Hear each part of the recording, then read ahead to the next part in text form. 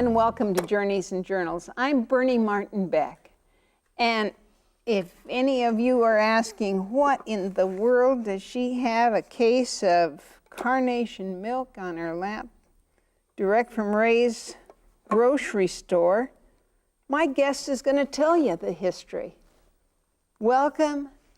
How in the world do you and carnation milk or canned milk get connected? Well, my grandmother Mabel was born at the little town of Placer in her father's mine, my great-grandfather's mine. And so she spent all of her life here in Josephine County. And in later years, my grandfather bought a mining property up on Althouse Creek. It's still marked on all Forest Service maps, the Ramsey mine. And he operated that mine for a number of years. Now, how far is the Ramsey mine from, say, Highway 199? Well, from 199, it's probably about 16 or 18 miles. From the little town of Holland, it's 11 miles up the Althouse Creek Trail, because back in those days, everything went in there on the trail. There were not roads in there yet. Okay, now Holland still exists, right? Yes, there's still a little town. You go out into Illinois Valley. Right. Do you pronounce it with an S or no? Yes, Illinois. Yeah, the old timers all do, right? What can you tell me about canned milk? Well, my grandmother, she was always busy around the cabin, and we had a good-sized pantry in the cabin. Needed one because you're so remote out there that you needed to get a lot of supplies in, because it was a long trip to the grocery store, 11 miles down that trail. And she was doing some baking, and she needed a can of milk. Yeah, sure. And so she went into the pantry, and no milk. They're out of canned milk. So she put on her pack board, and she walked 11 miles down the Althouse Creek Trail, and carrying this pack board. Yes, and strapped a case of canned milk on the back of that pack board and walked all the way home with it so she could do her baking. Why didn't she just go down to the store and get 2 cans? Well, she wasn't, all that distance, she wasn't going to just get 2 cans. I mean, she had a lot of things to do, so she wanted to make sure next time she was baking, she was going to have some milk. I tell you, folks, when I got this case, I said, I think I'll ask somebody else to carry it in. It's heavy. Yes.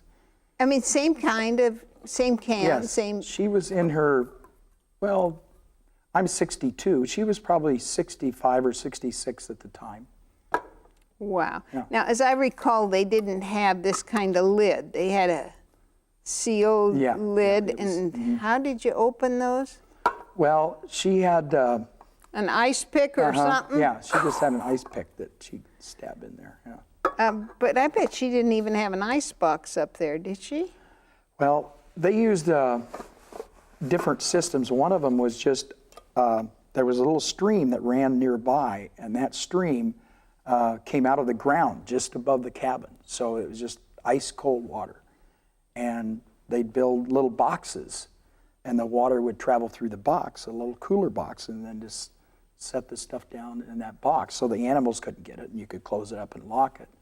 So the animals couldn't, rob your stash in there. Oh. And then so it just ran, the cool water passing over it, kept it cool. Well, let's meet this grandma, okay? Where do we have a picture of the cabin? Well, we can take it back even further. Here's the last stagecoach that operated in the area. And the lady all the way over here to the left, that is my grandmother. That's the Leland Greenback stage that went from the little town of Leland out in the Sunny Valley area up to the Greenback mine. And that was a mock holdup of the stagecoach. That was my great-uncle Newell Inman sitting on the mule there, and they were just clowning around and thought that'd make a good picture to do a mock holdup. Oh, sure. Oh, to get that cash box. There might have been gold coin in there. That would be fun. Okay, now where does this uncle, they were on down, what would you say, south? Well, let me take it just a little farther back. I like to go back. Lately, I've been trying to go back a little bit farther than I have in the past. Now, here's a picture of my great-great-grandparents, Steve and Mary Dysart. And they came out here on the wagon trains. But even prior to that, Stephen was bent on coming out to the West. He wanted to, he was so thirsty to come out here with all the excitement that he was hearing about. And just a young buck. Yeah, and they lived in Missouri, and his first try was by ship, and the ship got down off of South America someplace, going around the Horn, and it sank. So the word came home that the ship sank, and they just thought he was lost at sea. This guy'd be dead. Well, what happened, Mary was hanging clothes on the line at their plantation house about a month and a half later, and he came walking into the yard. He'd worked his way home. He'd worked his way home from South America. He survived the shipwreck and came back home, but he was bent. So they came out on the trains and brought their 2 children with them. And they lost Emmy right outside of Fort Hall. She got real sick and died. Yeah. Have you ever been to Emmy's grave? No, because I'm not sure exactly. I could, probably you go to never, Fort Hall and you can go around and around and you wouldn't know I would where. probably now, never find it. Emmy's your grandpa's? Yeah, my great grandfather's sister. It was his little sister. And so mom and dad and little brother continued on the trail. Mm-hmm. They came on out and they settled up near Days Creek, east of Canyonville, in 1864. And out by Milo. Mm-hmm. And my great-great-grandfather, Stephen, they had hounds, curry hounds, and the hound had pups. And so my great-grandfather went to his dad and said, "Dad, I want to train those pups." He said, "No, I don't know, son. That's a big responsibility work, huh? for a 16-year-old boy, because those pups are helping feed our family. This is really important." And they had a term back then, no account. And that was something that, he'd done some things in his young life, and my great-grandfather, in his father's eyes, the worst thing would be to be a no account. So he wanted to train these pups. So finally he talked him into it. So he was out working with the pups one day, and the pups started baying at something, and by the time he came on the scene, they'd backed a cougar down against a big, tall, 6-foot Douglas fir log. And the cougar had already beat up pretty badly on 2 of the pups. And he was an excellent shot. So he raised up his rifle to shoot. And they're fighting, and he thought, "Oh my goodness, I might shoot one of the pups. I can't do that. They're my responsibility." So there was only one thing to do. He grabbed the stock of his rifle and he waded in there, and he proceeded to beat the cougar to death with the barrel of the gun. And in the process, the cougar clawed him right down his back. And my father said when he was a boy, his grandpa, they'd sit around the fire, and at night out in hunting camp or wherever they happened to be at their old cabins and stuff, and he'd tell stories. And he'd tell this one story, and he wore a wide-brimmed hat. And he would finish the story about that, killing that cougar, and he'd wait for that first grandchild to go, I think he's not telling the truth. And he'd stand up and he'd pull his shirt off and he'd show those claw marks down his back. Oh, this is for real. Your dad told you the story. Yes. My friend just got clawed by a bear on Mount Hood. And I heard it on the TV, and I went, Dora Sue Redford, I know her.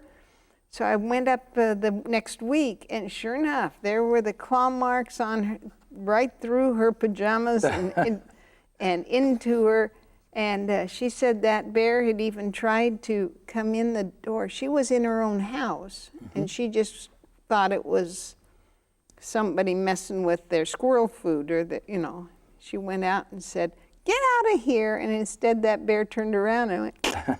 You've seen bear? Oh yeah, they tried to break into the cabin, any number of times. It was always at night, those little lamp oil lights, and the light kind of flickering off the walls. And when you're a little boy, it's just black out that window, and that's the first thing I could always picture when I'd go to sleep was a bear right outside that cabin window ready to come in. Now, is this the cabin? Yes. Now, where is this cabin? That's on the West Fork of Aldhouse Creek. So that picture was taken in 1925. The cabin was built in 1914. So you're telling me you had family up in Douglas County were they doing the same prospecting things? Yes, well, they just gravitated around, following the gold mines. My great-grandfather, he discovered the Columbia mine on Grave Creek in about 1881. And that mine was so rich that it actually started the little town of Placer. It was a very, very rich mine. According to Len Ramp, retired state geologist, that was the richest gold placer mine in the history of the state of Oregon. It made over $100,000 a year for like 30 straight years. And that's when gold was only $17 or $18 an ounce. Oh. So there was a lot of gold taken out of that mine. My great-grandfather got cheated out of it early on, so he didn't really see a lot of that money. And that's so you're not rich and famous. No. You are famous, yes. Because look at you at an early age. Who's this? Who are you with? That's my grandmother. Her name again? Mabel Ramsey, Mabel Dysart Ramsey. And so we've looked at her family here, the Dyserts, right? Mm-hmm. And now we're up to this generation. And she lived where? Well, all over. Born at the mine there in Placer, and then my great-grandfather, after he he was forced to sell the Columbia, and then he went over on Jack's Creek, tributary to Jump Off Joe Creek, and he started a placer mine there. And then they decided to move out, and that's the photograph that's right here. That picture is their house in downtown Winona before it was Winona, the little town of Winona out there. Well, that was in Winona before Winona even became a town. Now, is this the house or and is the this little the girl house? This is the house right here. And the little girl is my grandmother, and then her father, my great-grandfather, is standing next to her there, and the rest of the family in the photograph. So you have quite a history of 4 generations before you, of incredibly industrious people. Well, my grandmother, when they moved, she had just turned 15 years old when they moved from that house out to the Illinois Valley. And their house was right on the Illinois River. If you go out to Cave Junction, and if you were to turn right on River Street, or west on River Street, it dead ends. It doesn't go all the way to the river. But if it did, that's where their house was.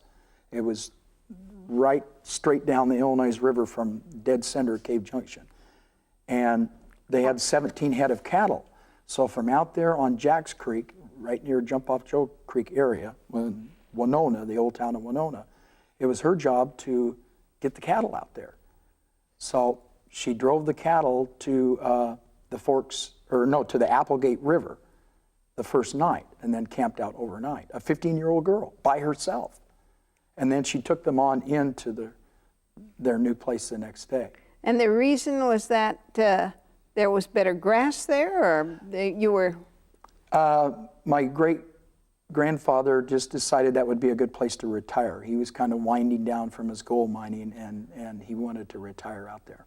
Oh, I can't believe a 15-year-old woman would have that responsibility. Well, then you see the canned milk was nothing, because that's how she worked.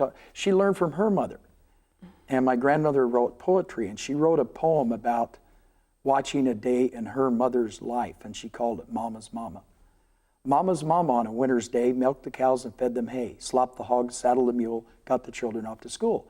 did a washing, mopped the floors, washed the windows, and did some chores.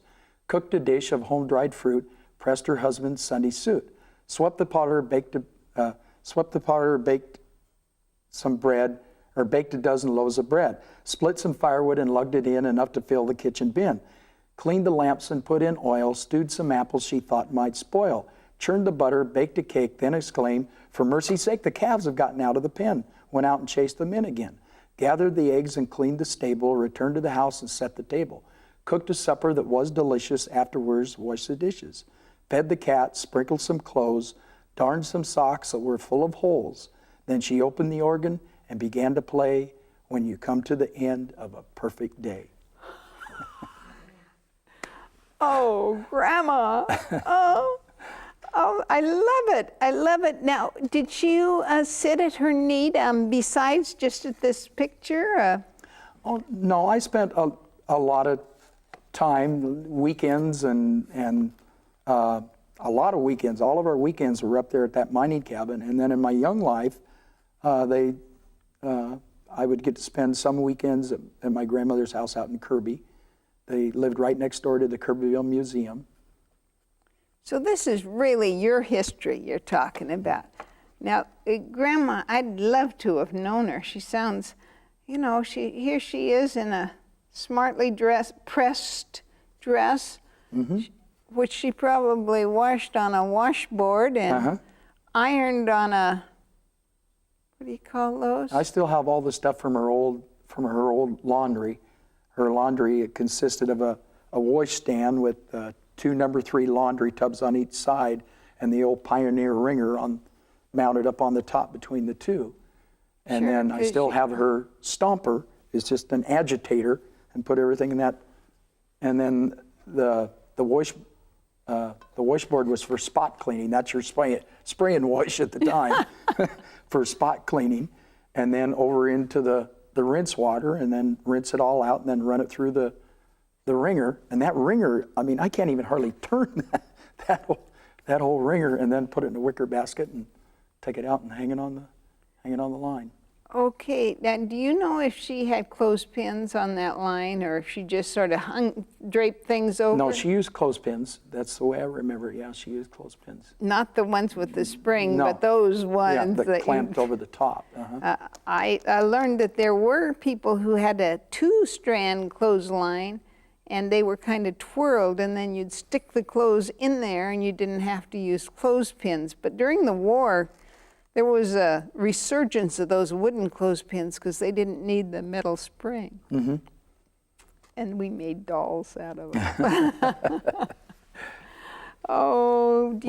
You mentioned the war. I mean, you can hardly mention anything, but I can bring a story about my grandmother. Please tell the war. You mentioned the war. Well, my father was in the second wave at the landing of Leyte, Philippines, and my grandparents weren't going to just sit at home and do nothing. For the war effort. Yeah, so they went to Portland and stayed with family members in Portland and worked in the shipyard up there. And my grandmother welded right with the men. She ran a welder. So Rosie the Riveter is Grandma. She ran the hydraulic giant in the mines. I mean, she did all of that stuff. Excuse me? Are you talking a hydraulic? Now, folks, I can lift this, but I sure can't when I'm sitting down. I mean, I have to have all my muscles. How could she do it? Well, it was easy for her bulldozing boulders. She was better than a lot of the men at bulldozing boulders. How do you bulldoze a boulder? Well, the whole process of digging the mining ditch, it takes years, most of the time, to dig the mining ditch up on the hillside to the water source. And then you usually had November, December, maybe January, about 3 months out of the year where you could operate that placer mine. It just wasn't, in most cases, it wasn't year round. It was very seasonal. Because you have to have water to make a placer. Tell me the word placer meaning. Well, I'm not sure. Okay, but that was not panning for gold. No. But the placer mining, you're getting the gold off of the bedrock after it leaches down out of the quartz veins up on the mountain. That's the difference between hard rock mining. You're going into the quartz vein and taking it out of the quartz rock. But here you're placer mining, you're down in the streams and you're taking it out of the stream after you blasted natural- it with this cannon. Yeah, well, the idea of the bulldozing the boulders, your pipeline, you would start with bigger pipe and then reduce it down. It was a combination of the gravity drop and the reduction of that pipe that just brought a tremendous amount of water pressure. That's even smaller than an aught. They had aughts, 1s, 2s, 3s, 4s, 5s, and 6s. A number 6 giant would be half the size of this room. They were very, very big, piece of equipment. And they had a balance box on the back, a wooden box, and they'd put rocks in it, so it balanced it out very nicely. And then it had a double action. It had a handle on it that turned the deflector head, and that's the nozzle that's out at the front of the giant. And then the whole giant swiveled. So using that double action, you could get that spray of water right on the edge of a large boulder and get it tumbling. So I don't and just have to follow it with that double action and take it right over to the boulder pile and just flip it right up into the pile. And, that's And she called could do that? Oh yeah, she was very, very good at bulldozing boulders. bulldozing boulders, folks. I guess if they ask a question on Jeopardy, you'll know. That particular piece right there came into Josephine County probably prior to 1851, before it was Josephine County. Okay, what was it? Jackson County? Yes. Well, Josephine County was split off of Jackson County And- in 1851. And what It became was its own county. and what was the capital at that time? Waldo. Waldo became the county seat of Josephine Folks, if County. you haven't been to Waldo, you can't get there from here, can you? Well, it's out in the Illinois Valley, but that's where the activity was at that time, all the mining activity, and they called it Sailors' Diggings before they named it Waldo, and they called it Sailors' Diggings because foreign sailors would port at Crescent City and jump ship and come in to make their fortunes in the rich gold mines of A bunch of sailors Waldo. were working. And that particular piece, a Swedish sailor named Nels Johnson hid that in his pack. And when the ship left Sweden, he took that along with him, and then they ported at Crescent City. He jumped ship and went up on the East Fork of Aldhouse Creek with that. And it had a brass nozzle that's been lost over the years, and worked up to bigger and better things and raised 8 children there in his placer mine. Well, now, whatever happened to Waldo? Why can't I go over there to see the town? Well, there's just, they quit working the mines, and it's just gone. You'll find 2 cemeteries there, and 2 cemeteries, one on the east side of Waldo was the Catholic cemetery, and then the main Waldo cemetery, and it kind of sits up on a hill like most cemeteries, and then on the west side of Waldo is the main Waldo cemetery. And there was Chinese buried there at one time, but they were buried lower down on the hill, and it's a part of their culture.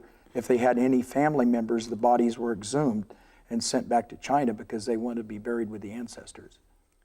Now, I was taken to that cemetery, and all you'll find now are mounds of the unearthed remains that they took back. Mm-hmm. Grandma is kind of one of your heroes, Oh, sure. Absolutely. and her name again? Mabel Dysart Ramsey. And she loved you a whole bunch. I can see that right here. She's a happy lady. Well, but who's this one? Oh, that's my grandparents. That's a picture of my grandmother Mabel and my grandfather Clay before they were courting in that picture. That was before they were married. Courting with a big gun? Well, I have lost one of the few things that's gotten away from me. I had a coin, an 1884 nickel, that went with that picture because Larry McLean was writing a book and collecting old photographs, and I was telling him, and another family member brought that picture in, and I told him the picture about this coin, and he said, wait a minute, I have the picture that goes with that story. Well, my grandmother gave me her coin collection, and this one nickel I was looking at, and there's a dent in it, and it's an 1884 nickel. I said, okay, what's the story? She said, well, your grandpa and I were courting before we were married, and we got to arguing about who was the best shot. And he took that nickel out of his pocket and he stuck it up in the bark of a tree, and then he took his pistol and he shot and he missed. Well, my dad showed me how to shoot, and I learned on horseback, putting a target on a tree and riding by on the horse and shoot it. So I could hit anything. I get off that horse and I'm standing and shoot offhand. He put the nickel, and she shot and hit the nickel, and it ricocheted off the tree and caught him on the earlobe and just took a little chunk off of his earlobe. And then they found the nickel and kept it. And I had the nickel for years. And then in 1988, when Southern Oregon Plywood closed, it was our last day. And I took it over there to the mill and had it in a little glass case to show a bunch of my coworkers on our last day, and I lost it. So if anybody has that nickel wet, Grandma dead centered. Now, your grandma sounds fascinating. I mean, my hat's off to her. When I got this from the grocery store, I said, well, I don't know how many cans would be in a case, but I bet you it was pretty big. Yes. And so she just strapped it on her back. It was, of course, it was a closed box, and just took a rope, and there was hooks down the side of the packboard, and just lashed it on the back and just walked the 11 miles home with it. Women's work. There's no weaker sex there. Thank you so much for being my guest, and we could just talk forever, and I love your stories, yours and Grandma's too. Thank you, Bernie. I'm Bernie Martin Beck, and I say thanks so much for tuning in. Stories are worth a million. Ask your grandma, ask your mom, and pass those stories on, generation. In fact, video them, that's even better. We're doing that today for you. I'm Bernie Martin Beck saying bye for now.